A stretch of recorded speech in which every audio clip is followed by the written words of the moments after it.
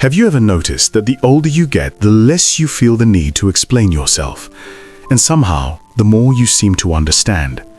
That is not a coincidence. That is not luck. That is wisdom arriving quietly, without fanfare, the way the most important things in life usually do. And if that question just landed somewhere deep inside you, then this video was made for you. Before we go any further, if you're new here, please take a moment to subscribe and turn on the notification bell. It genuinely helps this channel reach more people who need these kinds of conversations. People who are ready to stop chasing noise and start choosing peace. Now, let's begin. There was a time, and you remember it well, when you felt the need to respond to everything. Someone criticized your choices, you had an answer ready. Someone questioned your decisions at work, in your marriage, and how you raised your children. You felt it in your chest, that fire, that urge to defend, to explain, to be understood. You carried the weight of everyone's expectations. You raised families, you built careers from the ground up. You got up when life knocked you down, sometimes more times than you care to count. You fought battles that nobody else even knew you were fighting. And somewhere along that long, winding road of living, something began to shift. You stopped feeling the need to win every argument. You started walking away from conversations that once would have consumed you for days. You began to realize that your time, your peace, was worth more than being right.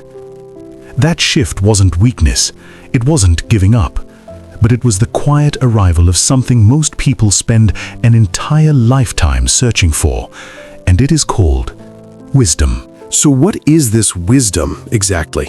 And why does it seem to come more naturally with age?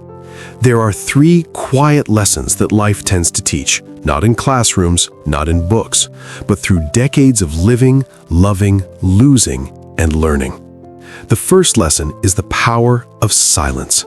Truly wise people, and you may have noticed this in the elders you admired most in your life, they don't rush to fill every room with their opinion. They listen, they observe, they choose their words the way a master craftsman chooses his tools, carefully and only when necessary. Because here is something the world rarely tells you. Silence is not emptiness. Silence is discipline. It is the quiet decision that not every opinion deserves your response, and not every argument deserves your energy. There is a dignity in restraint that no amount of clever words can ever match. The second lesson is protecting your peace. When you are young, your energy feels limitless. You can argue, stress, overthink, and still wake up ready to do it all over again. But as the years pass, you begin to feel, physically, emotionally, that your energy is a finite resource, a precious one, and you start to ask yourself, is this worth it? Is this conversation, this conflict, this drama worth the cost of my peace? Focusing on yourself is not selfishness, it is stewardship, and it is finally understanding that you cannot pour from an empty cup, and that the most important person whose well-being you are responsible for is you. The third lesson is freedom from proving yourself. One of the most liberating realizations of later life is this: you no longer need anyone's approval to feel complete. You spent years, perhaps decades, seeking validation from your parents, from bosses, from partners, from friends, and the exhausting, invisible work of trying to be enough for everyone else. And then one day, quietly, you realize you already are enough. You always were. You don't need to explain your choices. You don't need to justify your values. You have lived a life. You have earned the right to simply be, without apology, without performance, and without proof. There was a man called Arthur, who for most of his 70s was known in his neighborhood as the kind of person who always had something to say. If a neighbor made a decision he disagreed with, Arthur would say so. If a family member took a path he thought was wrong, he'd make sure they knew his view on it. One afternoon, his adult daughter came to him upset about a decision his son-in-law made. She wasn't asking for advice, she just needed to be heard. But Arthur, true to form, launched into everything the son-in-law had done wrong for years. His daughter left that day more frustrated than when she arrived, and Arthur sat alone in his kitchen feeling strangely hollow. A few weeks later, the same daughter called again. She was upset about something else. This time, Arthur made a quiet decision. He listened. He didn't offer solutions. He didn't criticize. When she finished talking, he simply said, "That sounds really hard. I'm proud of how you're handling it." She was quiet for a long moment. Then she said, "Dad, that's exactly what I needed." Arthur told me later that in 73 years, that was one of the most powerful things he had ever done. He had said almost nothing, and it meant absolutely everything. Now I want you to pause for just a moment and think about the person you were at 30. Always explaining, always defending, always trying to make people understand your perspective, and always needing the last word. Now ask yourself honestly, what changed? Was it a single moment, or was it a slow, quiet accumulation of experiences, losses that humbled you, joys that softened you, and relationships that taught you what truly matters? The truth is, most of us arrive at wisdom not through dramatic revelations, but through the gentle erosion of what was never important to begin with. And here is something worth sitting with. The things you worried about most in your younger years, what people thought of you, whether you measured up, and whether you were doing enough. Be sincere, how much of that still matters today? If you're watching this and you find yourself nodding, you're already living this truth. You've already begun the beautiful, quiet work of turning your focus inward, of becoming, perhaps for the first time in your life, the main character of your own story. And if this is resonating with you, if this feels like a conversation you've been waiting to have, please subscribe and hit that notification bell if you haven't already. Every subscriber truly helps this channel continue creating content for people who are ready to live with more peace, more purpose, and more presence. Now, let's continue. There was a woman named Amy who spent most of her adult life as the family peacemaker.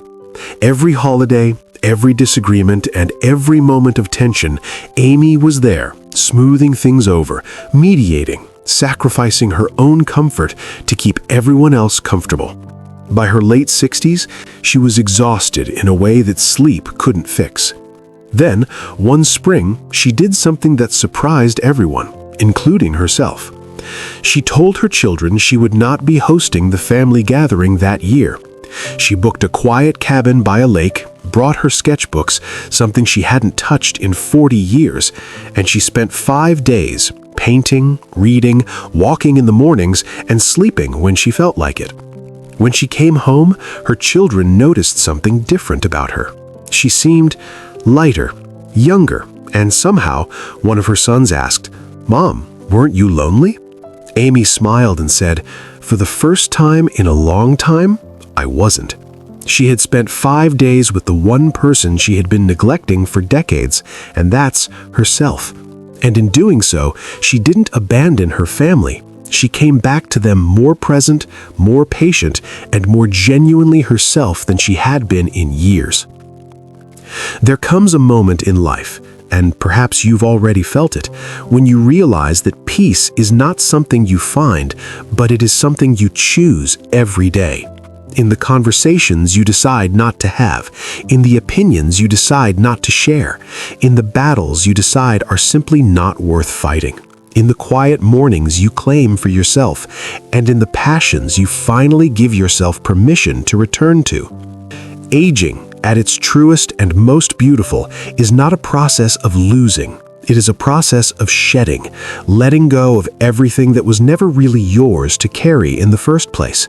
The grudges that wore you down, the need for approval that kept you small, and the endless noise of a world that always wanted something from you. What remains when all of that falls away is something extraordinary. What remains is actually you, clear, grounded, and at peace. The wisest people I have ever known were not the loudest in the room. They were the ones who had made a quiet, deliberate choice to focus their energy where it truly mattered, be it on their health, on their joy, on the relationships that genuinely fed their soul, and on the simple, profound beauty of being alive and present in a world that moves too fast. So here is your invitation today. Choose one battle, just one, that you will walk away from. Not because you lost, but because your peace is worth more than winning. And choose one passion, one thing that once made you feel alive, and give it a little of your time this week, because you are not in the background of this story. You never were. But you are the whole point. And sometimes the most powerful thing a person can do is simply be still and know that is enough. If this video spoke to something inside you, I would love to hear your thoughts in the comments below. Share a moment in your life when choosing silence or focusing on yourself changed everything. Your story might be exactly what someone else needs to hear today.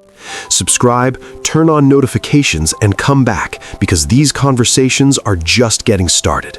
Take care of yourself because you've earned it, and most importantly, God bless you.